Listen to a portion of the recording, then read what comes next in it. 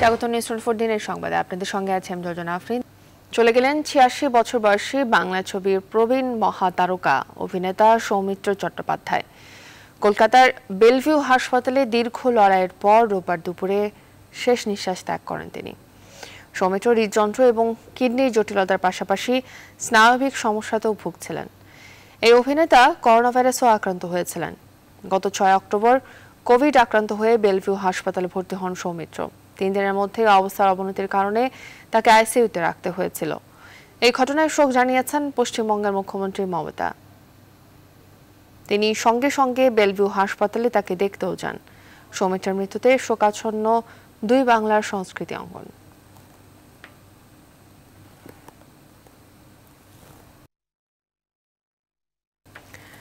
প্রধানমন্ত্রী শেখ হাসিনা বলেছেন, আওয়ামী লীগ ক্ষমতায় না এলে সমুদ্র সীমায় বাংলাদেশের অধিকার প্রতিষ্ঠা হতো না।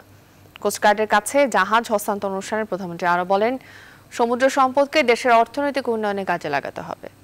বিস্তারিত জানাচ্ছেন শালি জয়। যার ফলে বাংলাদেশ কোস্টগার্ডে যুক্ত হয়েছে আরো 9টি অত্যাধুনিক জাহাজ। একই সঙ্গে যাত্রা শুরু করলো বাহিনীর নতুন একটি ঘাঁটি। জাতীয় 4 নেতার নামানুসারে 4টি এবং সোনার বাংলা, স্বাধীন বাংলা, অপরাজেয় বাংলা ও শ্যামল বাংলা নামে আরো 5টি জাহাজ পাহারা দেবে বাংলাদেশের জল সীমান্ত। চট্টগ্রামের পতেঙ্গায় কোস্টগার্ড বার্থে বিসিজি বেইজ ভোলা কমিশনিং অনুষ্ঠানে এসব আনুষ্ঠানিক জলযানের যাত্রা শুরু হয়। অনুষ্ঠানে গণভবন থেকে ভার্চুয়াল প্ল্যাটফর্মে যুক্ত হন প্রধানমন্ত্রী শেখ হাসিনা। এ সময় প্রধানমন্ত্রী বলেন, ভারত ও মিয়ানমারের কাছ থেকে যে বিশাল সমুদ্র সীমার অধিকার অর্জন করেছে বাংলাদেশ, তা দেশের উন্নয়নে কাজে লাগানোর উদ্যোগ নিয়েছে সরকার। আমরা যখন সরকার আসি এবার অগ্রগতি লাভ করে এবং পরবর্তীতে আমরা আমাদের বিশাল সমুদ্র সীমা অর্জন করেছি। সেটাই হচ্ছে সবচেয়ে বড় কথা। হয়তো আওয়ামী লীগ ক্ষমতা না আসলে এই সমুদ্র সীমা আমাদের যে অধিকার আছে এটা কোনোদিনই প্রতিষ্ঠিত হতো না। শুধু সমুদ্র সীমা না, আমাদের স্থল সীমানা চুক্তি জাতির পিতা করে গিয়েছিলেন। যাক, আওয়ামী লীগ সরকার আসার পরে সেটাও আমরা সমাধান করি। জাহাজ নির্মাণে বাংলাদেশের যে সম্ভাবনা তার সর্বোচ্চ সদ্ব্যবহারের তাগিদ দেন সরকার প্রধান। আপনারা জানেন যে আমাদের দেশ পরিচালনা করতে গেলে অনেক সময় অনেকেরই অনেক রকম উপদেশ বা অনেক নির্দেশ শুনতে হয়। যেমন আমাদের খুলনা শিপইয়ার্ড, ওয়ার্ল্ড ব্যাংকের নির্দেশ ছিল যে শিপইয়ার্ড লাভজনক হচ্ছে ওটা বন্ধ করে দিতে হবে। কিন্তু আমি সরকারে আসি যখন 96 সালে, তখন সিদ্ধান্ত নিই যে আমরা বন্ধ করব কেন। কারণ আমরা সমুদ্র সীমা অর্জন আমাদের করতে হবে, এটা আর কেউ না যোগ আমি জানতাম। আমাদের বাংলাদেশ নেভিকে এই শিপইয়ার্ডের দায়িত্ব দিয়ে দিলাম, যেটা সম্পূর্ণ তাদের হাতে। কাজে আজকে আমরা সেখানে আমাদের জাহাজগুলি তৈরি করতে পারছি। করোনায় উন্নয়ন প্রক্রিয়া বাধাগ্রস্ত হলেও লক্ষ্য স্থির আছে বলে উল্লেখ করে স্বাস্থ্যবিধি মেনে সুরক্ষিত থাকতে সবার প্রতি পরামর্শ দেন প্রধানমন্ত্রী শেখ হাসিনা। শ্যামল বাংলা, সোনার বাংলা। শাহ আলী জয়, নিউজ 24, ঢাকা। যুবলীগের কেন্দ্রীয় কমিটিতে সৎ, ত্যাগী ও যোগ্য নেতাদের প্রাধান্য পেয়েছেন। দুর্নীতিপরায়ণ, বহিরাগত কিংবা টেন্ডারবাজদের দলে কোনো ঠাঁই নেই বলে জানিয়েছেন যুবলীগ সভাপতি ও সাধারণ সম্পাদক। রোববার সকালে বনানী কবরস্থানে যুবলীগের প্রতিষ্ঠাতা চেয়ারম্যান শহীদ শেখ ফজলুল হক মনি সহ 75-এর 15 আগস্টে নিহত সব শহীদদের প্রতি শ্রদ্ধা জানানোর শেষে তারা এই মন্তব্য করেন। এর আগে ধানমন্ডিতে জাতির জনক বঙ্গবন্ধু শেখ মুজিবুর রহমানের প্রতিকৃতিতে শ্রদ্ধা জানায় যুবলীগের নবগঠিত পূর্ণাঙ্গ কমিটির নেতাকর্মীরা। আরও জানাচ্ছেন সজল দাস। সকালে ধানমন্ডি 32 নম্বরে বঙ্গবন্ধুর প্রতিকৃতিতে শ্রদ্ধা জানান যুবলীগের নবগঠিত পূর্ণাঙ্গ কমিটির নেতাকর্মীরা। এ সময় যুবলীগ চেয়ারম্যান শেখ ফজলে শামস পরশ এবং সাধারণ সম্পাদক মাইনুল হোসেন খান নিখিল সহ পূর্ণাঙ্গ কমিটির নেতারা উপস্থিত ছিলেন। পরে বনানী কবরস্থানে যুবলীগের প্রতিষ্ঠাতা চেয়ারম্যান শহীদ শেখ ফজলুল হক মনি সহ 75-এর 15 আগস্টে নিহত সব শহীদের প্রতি শ্রদ্ধা জানান যুবলীগ নেতাকর্মীরা। এ সময় বঙ্গবন্ধুর আদর্শে সংগঠনকে এগিয়ে নেয়ার প্রত্যয় ব্যক্ত করেন যুবলীগ চেয়ারম্যান। সামনের সকল চ্যালেঞ্জ বা সকল নেতিবাচক উপকরণ অতিক্রম করে বঙ্গবন্ধু কন্যা জননেত্রী শেখ হাসিনার হাতকে শক্তিশালী করার জন্য এবং দেশের যে উন্নয়ন সাধন হতে যাচ্ছে এই দশকে, তো সেইগুলো গতিশীল করার জন্য এই যুবলীগ 100% প্রস্তুত। কমিটিতে দুর্নীতিপরায়ণ, বহিরাগত ও টেন্ডারবাজদের কোনো ঠাঁই নেই বলে জানান যুবলীগ সাধারণ সম্পাদক। মাননীয় প্রধানমন্ত্রী রাষ্ট্রনায়ক শেখ হাসিনা যে মেসেজ আমাদের কাছে পৌঁছে দিয়েছেন, সেই মেসেজের আলোকেই আমরা সর্বপ্রকার দুর্নীতিমুক্ত, চাঁদাবাজমুক্ত, সন্ত্রাসমুক্ত, চাঁদাবাজমুক্ত এবং সত্যিকার অর্থে বঙ্গবন্ধুর আদর্শ যারা বুকে ধারণ করে তাদেরকে আমরা কমিটিতে অন্তর্ভুক্ত করতে পেরেছি। শনিবার যুবলীগের 201 সদস্যের পূর্ণাঙ্গ কমিটি ঘোষণা করা হয়। সজল দাস, নিউজ 24, ঢাকা। করোনার দ্বিতীয় ধাক্কায় যখন নতুন করে বিপর্যস্ত হচ্ছে পোশাক সহ বিভিন্ন শিল্প ও সেবা খাত, তখন কৃষি হতে পারে আগামী দিনে টিকে থাকার বড় ভরসা। আর এমন মত অর্থনীতি বিশ্লেষকদের। এক্ষেত্রে কৃষি ভিত্তিক শিল্প এবং কর্মসংস্থান বাড়ানোর তাগিদ বিশেষজ্ঞদের।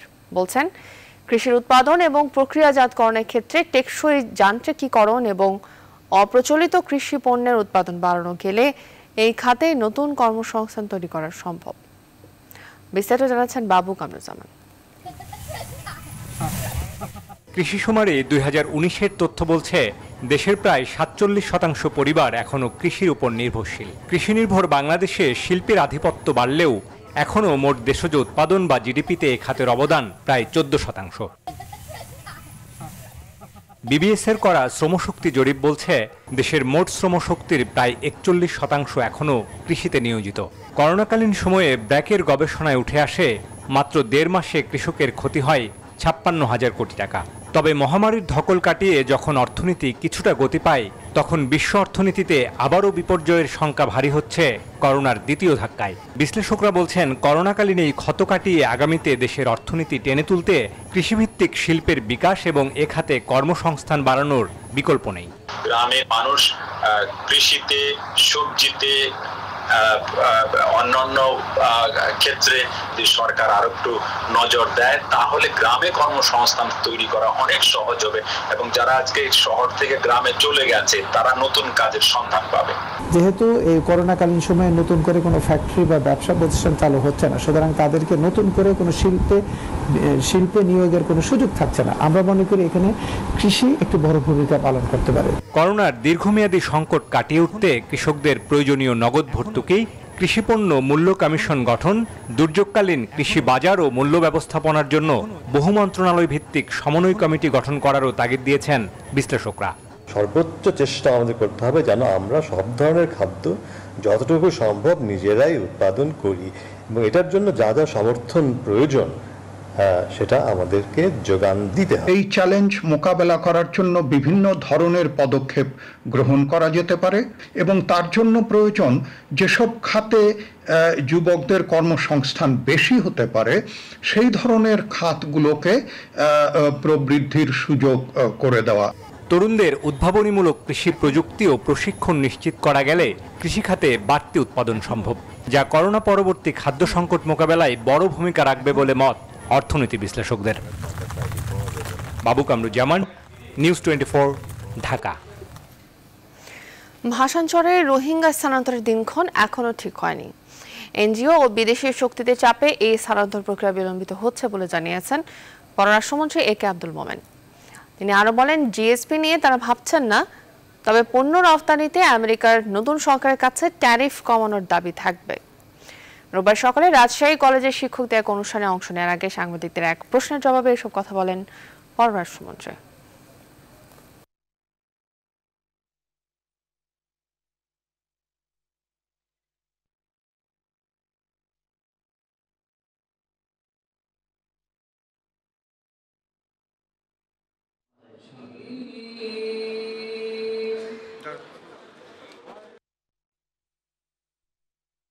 ইন্টারন্যাশনাল এজেন্সিস এবং কিছু কিছু এনজিও ওরা ওদের যেতে না যায় সেই জন্য প্রায়ই ওদের উপরে খবরদারি করে। আমাদের বিশ্বাস যে আমরা কিছু কিছু এনজিও ওরা ওদের যেতে না যায় সেই জন্য প্রায়ই ওদের উপরে খবরদারি করে। আমাদের বিশ্বাস যে আমরা ওদের ওখানে নিয়ে যাব। আমেরিকা আমাদের বন্ধু দেশ, তারা আমাদের যে সাহায্য করতে হয় তাহলে অ্যাটলিস্ট কিছু কালের জন্য এই ট্যারিফটা যদি তারা মরাটোরিয়াম করে তাহলে আমাদের জন্য খুব উপকার হবে। করোনা সংকটে দুর্গত মানুষের পাশে না থেকে বিএনপি বাসে আগুন দিচ্ছে বলে অভিযোগ করেছেন তথ্যমন্ত্রী হাসান মাহমুদ। যারা অপরাজনীতি করে তারা জনমানুষের দল হতে পারে না বলেও মন্তব্য তার। রোববার সচিবালয়ে গণমাধ্যম কর্মীদের কাছে এসব মন্তব্য করেন মন্ত্রী। সুতরাং এই যে অপরাজনীতি, এই অপরাজনীতি যারা করে তারা কখনো জনগণের রাজনৈতিক দল হতে পারে না।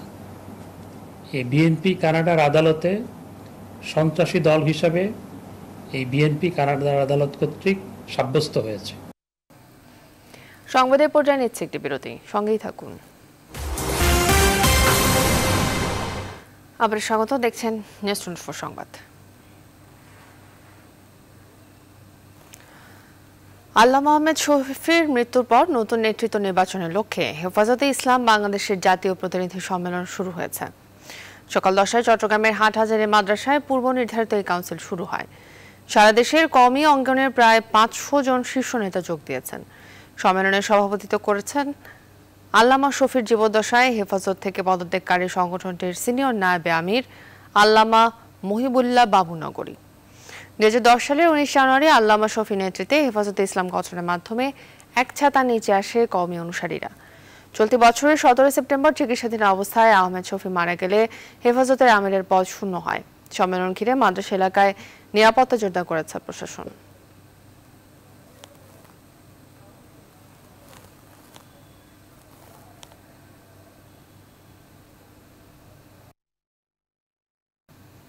বিস্তারিত জানাতে আমাদের সঙ্গে যুক্ত হচ্ছেন সহকর্মী শেখ জায়েদ।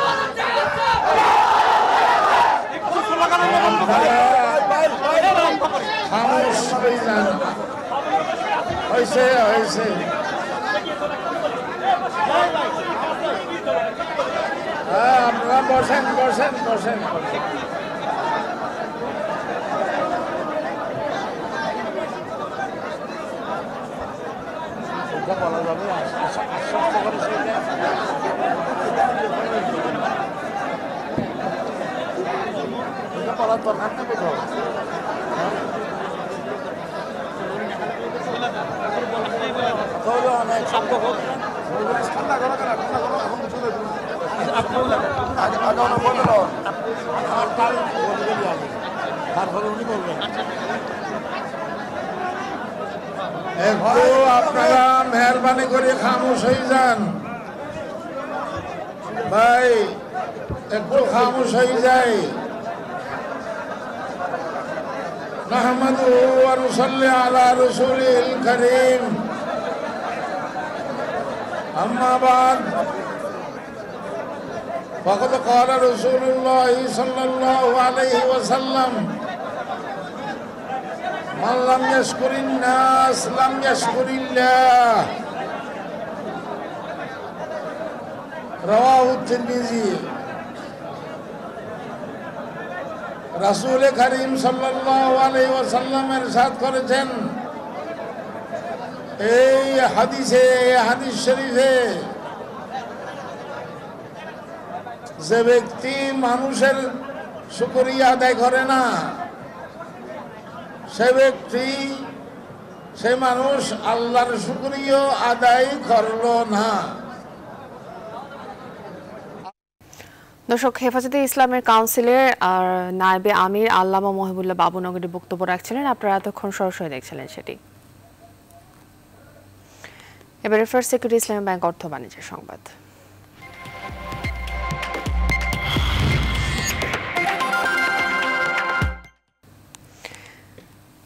করের আওতা বাড়ানোর ক্ষেত্রে প্রধান অন্তরায় করদাতাদের ভয়। অটোমেশনের মাধ্যমে এই ভয় দূর করা সম্ভব বলে মন্তব্য এনবিআর চেয়ারম্যানের। সকালে রাজধানী পল্টনে কর অঞ্চল 6-এর ব্যক্তি শ্রেণীর করদাতাদের জন্য অনলাইন রিটার্ন জমা কার্যক্রম উদ্বোধন অনুষ্ঠানে একথা বলেন তিনি। এনবিআর চেয়ারম্যান আশা প্রকাশ করেন আগামী বছর নাগাদ সব কর অঞ্চলে এই সুবিধা নিশ্চিত করা যাবে। তিনি বলেন অন্য অনেক দেশের তুলনায় বাংলাদেশে এখনো ট্যাক্স জিডিপি রেশিও কম। রিটার্ন দেওয়ার প্রক্রিয়া সহজ করা হলে তা বাড়বে বলে আশা প্রকাশ করেন তিনি।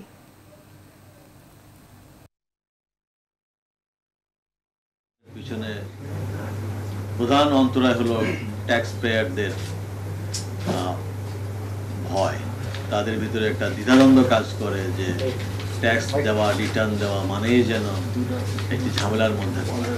ট্যাক্স দেওয়া রিটার্ন দেওয়া যে একটি ঝামেলার বিষয় নয়, এই জিনিসটি নিশ্চিত করা যাবে শুধুমাত্র আমূল সংস্কার পরিবর্তনের মাধ্যমে।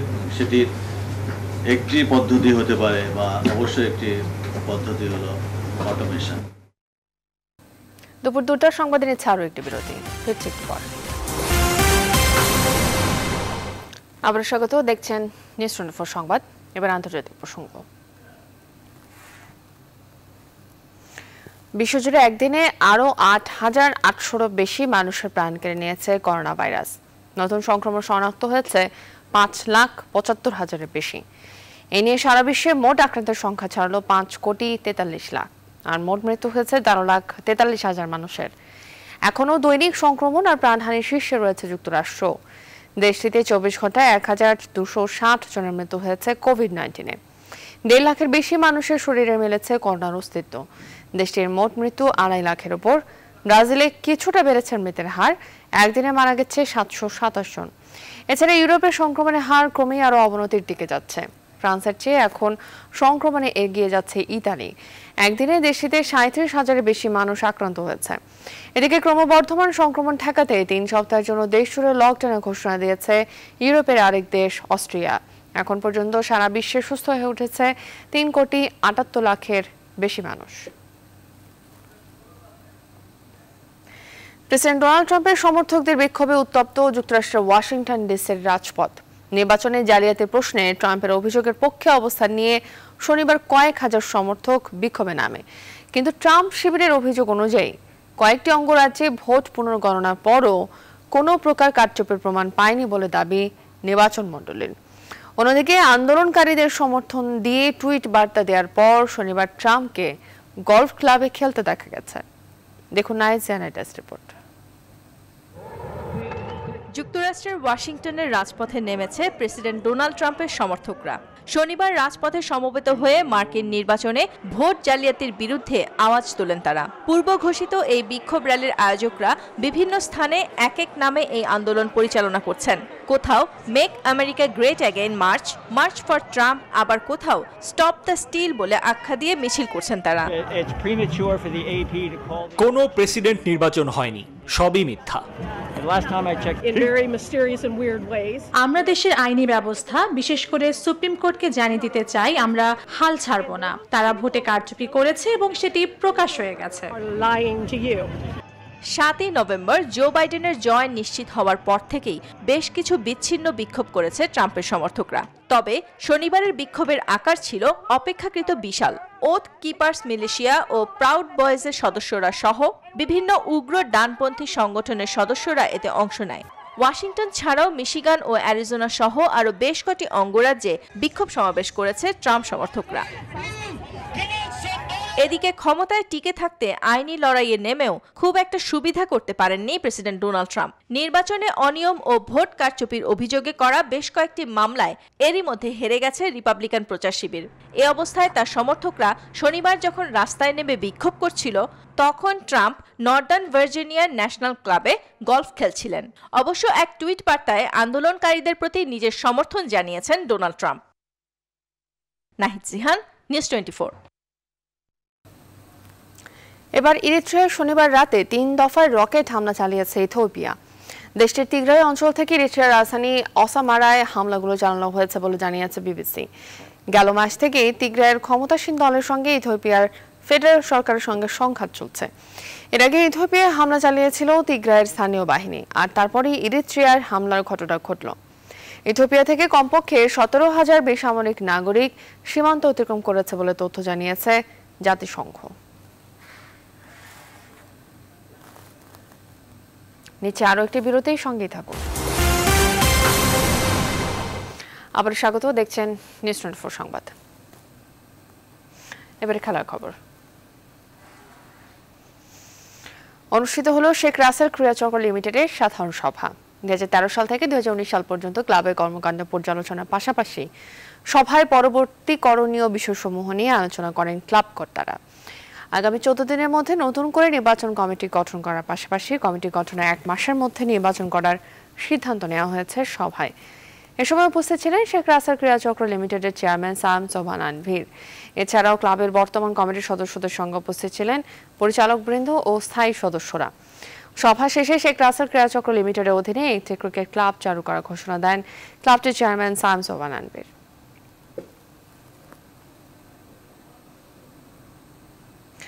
আন্তর্জাতিক প্রীতি ম্যাচে নেপালকে উড়িয়ে দিয়ে দীর্ঘ মাস পর মাঠে ফেরাটাকে স্মরণীয় করেছে বাংলাদেশের ফুটবলাররা। মঙ্গলবার দ্বিতীয় ম্যাচ জেতার প্রত্যয় ব্যক্ত করেছিলেন জাতীয় দলের কোচ জেমি ডে। কিন্তু ম্যাচের আগেই বড়সড় এক দুঃসংবাদ পেল বাংলাদেশ ফুটবল। করোনায় আক্রান্ত হয়েছেন জাতীয় দলের কোচ জেমি ডে। প্রথম ম্যাচের পর শনিবার জাতীয় দলের সবার করোনা পরীক্ষা করানো হয়েছিল, যার ফল এসেছে শনিবার রাতে। জেমি ছাড়া দলের বাকি সবার ফলাফল নেগেটিভ আসে। ফুটবল ফেডারেশনের পক্ষ থেকে এক বিবৃতির মাধ্যমে বিষয়টি নিশ্চিত করা হয়েছে। তবে আজ আবারও জেমিডের নমুনা পরীক্ষার জন্য দেওয়া হবে বলেও বিবৃতিতে উল্লেখ করা হয়েছে। করোনায় আক্রান্ত হওয়ায় আপাতত আইসোলেশনে রয়েছেন জেমি। পরবর্তী পরীক্ষার ফল পজিটিভ আসলে মঙ্গলবারের ম্যাচে বাংলাদেশ দলের দায়িত্ব পালন করবেন সহকারী কোচ স্টুয়ার্ট ওয়াটকিনসন।